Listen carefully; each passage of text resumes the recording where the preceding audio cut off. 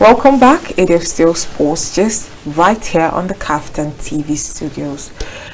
Yes, I have two amazing gentlemen with me on the show. Today, I have the one and only Moses Abo. Good afternoon, Moses. Welcome to Sports Gist. Yeah, good afternoon. Thanks for having me. Thanks for being here. Yeah. I also have the one and only Anechebe Collins. Collins, good afternoon. Welcome to Sports Gist. Good afternoon. Thank you for having me. Thank you for being here. But we start. Let's start with Brazil. Brazil has now lost 3 consecutive games, and it's the first time they are doing that since 2001. I want to believe that Brazil are becoming a shadow of themselves. They're not the same Brazil of old that took on the entire world. I don't know if you guys agree, but let me start with you, Collins. What are your thoughts on Brazil, this current Brazilian team?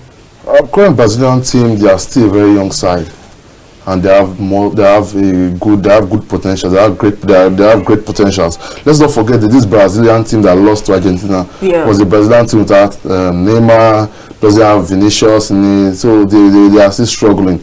We have Rodrigo as the person leading the attack over there this time around. So I think Brazil will still remain Brazil. Brazil is still that they'll still carry that name. They are still the same Brazilian team. They will pick up. They will still do better. There are still a lot of matches in the qualifiers, and I'm very sure they will still qualify.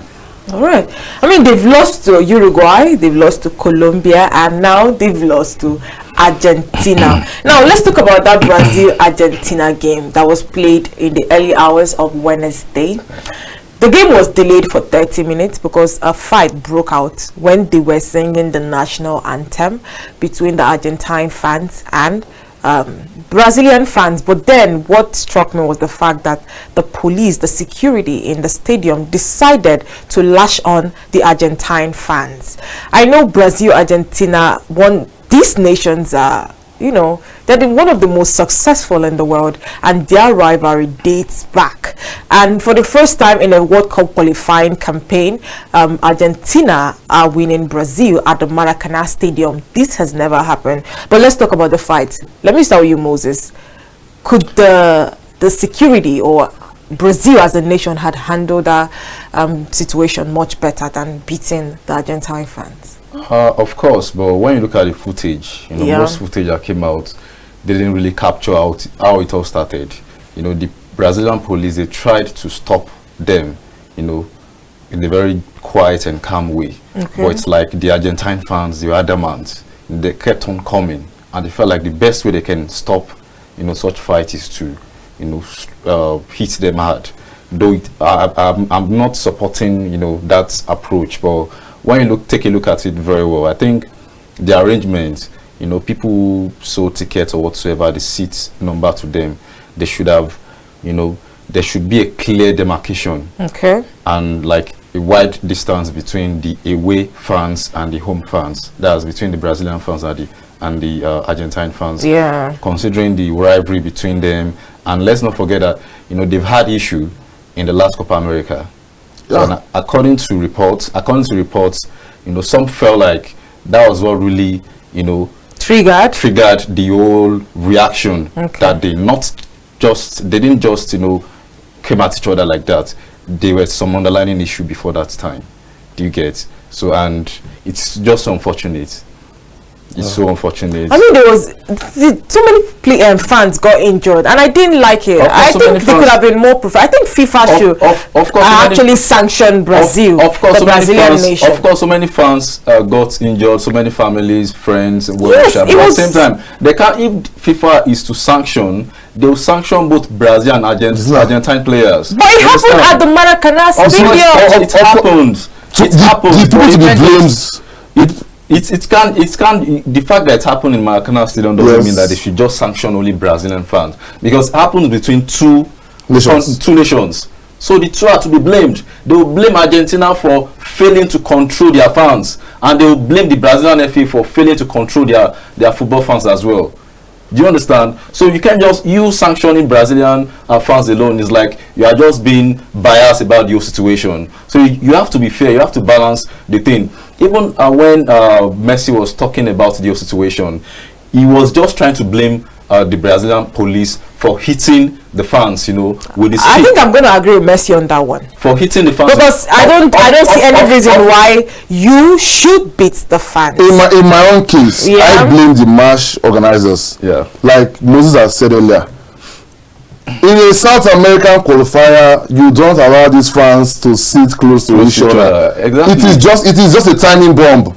It's a timing bomb. There's some chance some of those fans will start singing. It will not go down well with the opposition fans. That's right. And that was exactly what played out. I mean, after the game, Messi came out to say that a tragedy could have happened. Yes. It's pure repression against Argentines. It can't be accepted. It's madness. It has to stop immediately. We saw here how the police were hitting people. It's not the first time it has happened in Brazil. And I'm sure Brazil has equally gone to Argentina to play. Yeah. I've not had that happen in Argentina. Why does he keep repeating itself in Brazil? You've not heard that. But is there clear evidence that what happened, you know, was as a result of Brazil's negligence, or Brazil were the cause of what happened? Is there evidence? No. That's Messi's opinion. He's an Argentine player. Yes. You can't expect him to speak in favor of Brazil. But it's his opinion. Yeah. I mean, in the end, who took the biggest hits? Argentine fans. Now, at some point, Emiliano Martinez almost jumped into the stadium to help his people. Of course. But it was sad. It is sad. We are talking as though we didn't see people going through, you know, a lot because of a particular. This is football. We saw the footage. Football should be about unity, not conflict. We saw the footage, right? Yes. Yeah. And the footage didn't even show some parts where the police were trying to separate the fans as well. They only showed that part where they hit one of the Argentine fans. Yeah. They didn't show where they were beating the Brazilian fans as well.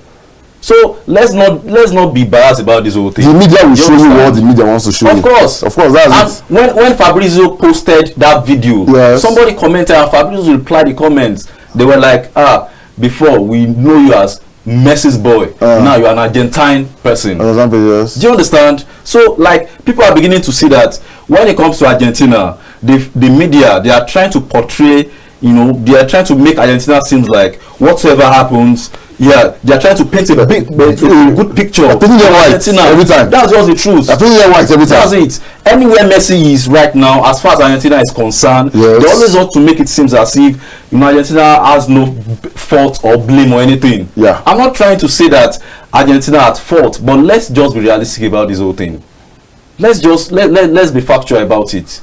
The police dealt with whoever they will deal with to deduce the situation. But I think that issue aggravated it, in my opinion. Beating those fans was worsening the situation. What if they had killed somebody in the process? They are police officials and they are trained and then they know what they are doing. They have to de-escalate that situation. They have to bring everything down. If they would have turned to something bigger than that, even before they start using stick, they try to separate them. But some of those Argentine fans were just adamant. They kept coming at those police. The Brazilian fans were running back. Those police had to intervene, and the only way they can intervene at that point in time was to use that stick on them. And it's not as if maybe they were hitting them on the head or anywhere. It was on the back, and they stopped at some point. So I understand Messi's grievance that they were hitting Argentine fans, but you shouldn't make it seem as if Argentine fans were just targeted intentionally. Okay. They were just trying to, you know, calm the situation. Football in South America is really, really brutal. Yeah, you said something. Football in South America is really, really brutal. You cannot compare the South American World Cup qualifiers with that of the European World Cup qualifiers. What Europe are doing secondary school football over there. Of course. South American qualifiers. That's the heart of football. South American qualifiers is the real deal. Are you seeing this group with Argentina, Brazil, Chile, Uruguay, Peru, Colombia, Bolivia? Have you seen such group in European qualifiers? You see France beating Gibraltar 14-0. That's training. That's really training. That's training, seriously. Oh my God. That's training. Well, okay, let's compare it to Africa then. I would like put it anyway. In our Africa, we are still developing. Our football here is still developing anyway. So We're not there yet. We're not there yet. But we're still developing. We are coming. We are coming along. Are we ever going to get there? We're always coming. We are going to get there. At least Morocco has broken the record. They've gotten to the semi-finals of the World Cup. Yeah. So maybe next one now. What was the last time we almost got to the semi-final? Well, 2010. We almost got to semi-final when Ghana was knocked out. Yes. And 2022, we got to semi-finals. So maybe 10 years later? 2030, 2032 or so, we should be hoping. Time will tell. Maybe 2050. We'll be in the finals. Time will tell. Time will tell. Yeah, time will tell. Yes, we're hoping to be in the finals very soon. Yeah. That's true. All right. You've heard it all, hopefully. Maybe it might not even take long. Yeah, it might not take long. Exactly. Maybe 26. You never can tell. Yes. No, I want to see Nigeria, not just any other African country. Let's prove that we are giants. I want to see us go all out in the World Cup in 2026. You see, I didn't want to comment about Nigeria. Nigeria has been wanted you to comment. Nigeria has been very, very disappointing. They've been very, very disappointing. A draw to Lesotho. Yes. A draw. It's really, really disappointing. It's disappointing. But then again, I was happy with the result I was seeing. Ghana lost.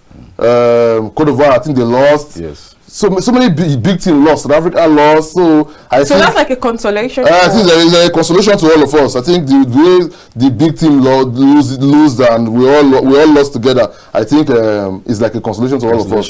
Yeah, we all lost together. I think. But what we should do, we should improve. We should improve. Nigeria as a whole should improve. Our goalkeeping department need to be sorted out, and our coaching need to be sorted out too. Now, speaking of our goalkeeping department, former Nigerian goalkeeper Peter Rufai has come out to say that Nigeria, being a great nation like Nigeria, we need to do better in the goalkeeping. I mean, there's so many people who I'm sure can give Uzoho a run for their money. They just need an opportunity to shine. So I think goalkeeping session is one place we are lacking in that Nigerian squad. I can't really believe that Ozo who plays for Omonisi is our number one starting goalkeeper in Nigeria. It's really, really shameful. A league that is not even too recognized. Cyprus. In Cyprus. Omonia Nicosia. Omonia Nicosia. I believe if we have a good coaching team, they should look into the NFL and they will have a very good goalkeeper. Did you watch Uzoho against United in the Europa League? One game, one He gave Ronaldo a scare. I did watch him. You can't judge a goalkeeper by just one game performance. Yeah, you can't do that. We have other goalkeepers in Eyimba and other local teams in Nigeria who can do much more better. Yes. They are given the opportunity. They are given the opportunity. That's true anyway. So, apart from the goalkeeping section, what about defense? I think we have great attackers, but the defense. Yeah, well, we have great attackers. We have good midfield. I think our team is kind of balanced anyway. If we can sort out our goalkeeping department. But you kept complaining about Jose Pesero, though. I want to hear your thoughts on Jose Pesero. Like I didn't see the last two matches, but I remember watching our match against this African Cup of Nations qualifiers, and I remember watching that match, and I remember seeing more than 7 or 8 attackers in one single match. I could not even tell who was playing the midfield, who was the defensive midfielder on that day. I could not just tell anything about it. Yeah. Everybody was just attacking. Okay. He was just attacking. I think with a good coach, we have what we call a very good generation right now in Nigeria. Definitely. We have top quality players right now. Yeah. We have the likes of Viso Osimhen, Boniface, people that are banging goals for fun right now. True. And with a good coach, believe me, I don't see any team stopping us in this AFCON if we can get that good coach. And we need to get it now, so we can prepare for the AFCON. Exactly. Well, I doubt they are going to let Jose AFCON is just 2 months away. 2 months away. Yeah. If we look at it, it's just a month away. It's a month away because it starts early January. Yeah, it starts early January. So I don't think NFF will let him go. I don't think NFF will let him go, because after the last match, one of the NFF officials said they can't just let him go right now because they don't have the money to pay him off. All right. Stop giving them long contracts. Give them a year or two to pay him off. Stop giving them long contract. Give them a year or two. So that's just the issue right now. I feel like everybody's fed up. Yeah. But the issue is they don't want to lose. Financially, they don't want to. They can't just. Then we'll go to the AFCON and we'll throw away the AFCON. I believe with Pesero, there's nothing we're going to do there. I don't think we'll achieve anything. We'll throw away the AFCON, and then we'll come back again and start fighting to qualify for the World Cup with that easy group where we have. Our group is one of the most easiest group ever. The only person that in that group that can challenge us in South Africa. And South Africa are not up to us. Not come to footballing. I mean, we're in Group C, and Group C has Rwanda, South Africa, Nigeria, Lesotho, Zimbabwe, and Benin Republic. And surprisingly, Rwanda is topping that group. Okay, imagine. With 4 points. 4 points. Imagine. So that's it. That means we could have done better if we have a better coach, because we are not even playing 2 and we have 2 points. So and let me ask you guys. The group leaders just have 4 points. Just 4 points. So Gernot Rua and Jose Pesero, who was a better manager though? 2 of them combined are rubbish to me anyway. 2 of them combined, no. 2 of them combined, no. Jose Pesero, Gernot Rua, please give me Sunday Odyssey. I prefer our fellow man losing there. Yeah, I just feel like it's that time we. I mean, the last time we won the AFCON, we did it with with a Nigerian man. Yes. I feel like it's that time we have a Nigerian coach, a local coach who understands African football. Yes. Yeah. Because all these coaches, foreign coaches, I don't know if maybe they are not good enough or they don't just understand. They are good enough. We are failing to employ the right one. Or there's this African coach I always talk about. He helped Zambia to the AFCON. He also helped Cote d'Ivoire. He's none other than Javi Renard. He took the French ladies to the World Cup. I think if we can bring a manager like that, that's what we need in Africa. Because he has done, he has been there and he has done it all. Such managers is what we need. Yes, that's what we need. He has the pedigree. That's what we need. He has everything. He understands African and he knows how to grind out results, even if it's just one goal. If you have a manager like that, I will employ Nigerians to give him time. Exactly. To give him time in the job. He will do well. We can even go and win the World Cup. Okay, let me not be too ambitious. Anyways, teams that have qualified for the Euro 2024, we have Germany, Albania, Austria, England, Belgium, Denmark, Scotland, Spain, France, Hungary, Italy, Netherlands, Portugal, Czechia, Romania, Serbia, Slovakia, Slovenia, Switzerland, and Turkey. I'm not seeing what's their name? Russia or Ukraine in this list. What's happening to Ukraine especially? Ukraine failed to qualify, but they are still going to make the playoff. They still have this playoff. They are going to see if they can qualify from there anyway. Ukraine would have qualified if the referee had given Mudryk that penalty. Against Italy, because that was a clear penalty. It was a clear penalty. And surprisingly, VAR did what VAR was always known for. They did not review the thing at all. It was a clear penalty. And we are not complaining about the VAR in England. Now we are talking about another VAR issues in the Euro qualifiers.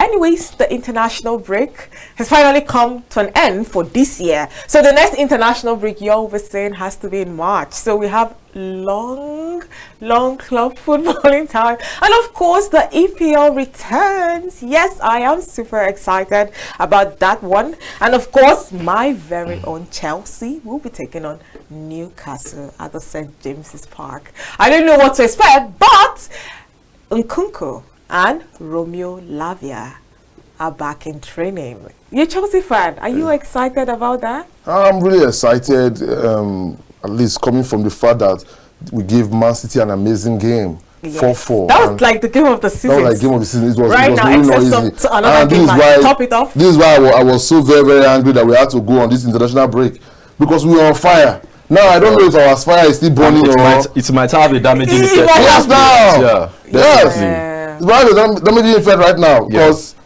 let's not vote for guy. I think the biggest losers in this international friendly are teams like Manchester City, Real Madrid, that have lost some of their stars to injuries. Definitely. So that's for that anyway. Anyways, Man City will take on Liverpool. How would they fare without what's his name? Haaland. They have Julian Alvarez, and Alvarez is still I asked someone this question randomly on the street, and they're like, they will beat Liverpool regardless. Yes, City are that good? Haaland was injured at first, and it was earlier feared, to be a very serious injury. But at some point, they were like, he's going to make it. So even without Haaland, they have other players. They have Alvarez. Let's not forget, before they signed Haaland and Alvarez, Guardiola was using De Bruyne to play 9. And they won the Premier League. And they won the Premier League. Let's not forget, he was using De Bruyne to play 9. He had Gabriel Jesus on the bench, and he was using De Bruyne to play 9. Well, I'm happy Nkunku is back. I don't know what to expect from Chelsea, but then again, Yeah, we saw Nkunku during the preseason, and it was excellent. His relationship with Jackson was really something to really salivate about. So I think that's something as a Chelsea fan we are looking forward to. We are looking up to. We want it to see if he can come back and build that relationship with Jackson or Broja, or him being the front line himself. That's what we want to see. We want to see him in that Chelsea shirt. I want to see him in the Premier League. We want to see him doing things we know he can do. But what would the starting lineup for Chelsea look like with Nkunku back? I think as a Chelsea fan anyway, no insult to Enzo Fernandez or anything, but I think Enzo Fernandez should be the one dropping, should be the one to be dropped. You agree with him? Either Enzo Fernandez or you drop Jackson and play Nkunku up front. I don't see you benching Gallagher, or I don't see you benching Kopama. Well, I feel like you said, Jackson should be dropped. Yeah. Yes. I think Jackson should be dropped. But let's not forget, Nkunku is not an out and out 9. Yeah. He's not really a 9. Jackson is. He always plays behind the striker. Proper 9. Jackson is a proper 9 that has not found his foot. So that's the difference. Jackson is a proper 9, but he's not that finished. He's not that finished. Yeah. He still has a long way to go. He has a long way to go. He has a whole lot to learn. Yeah. Do you understand? So benching Jackson, he has a whole lot of time, for himself in Chelsea. And I feel like Jackson too can be this type of player, can come from the bench and win the game. I've watched Chelsea matches that if Chelsea has a striker like who is a good pusher that I've remembered, someone like Dimitar Berbatov or Chicharito. People like Chicharito don't really struggle out to score goals. They don't struggle. They just find that perfect positioning. Yeah. If Jackson has that positioning in this current Chelsea squad right now, it will be banging goals for fun. Because sometimes when you give him the ball, he tries to create space here, and eventually lose the ball inside the 18.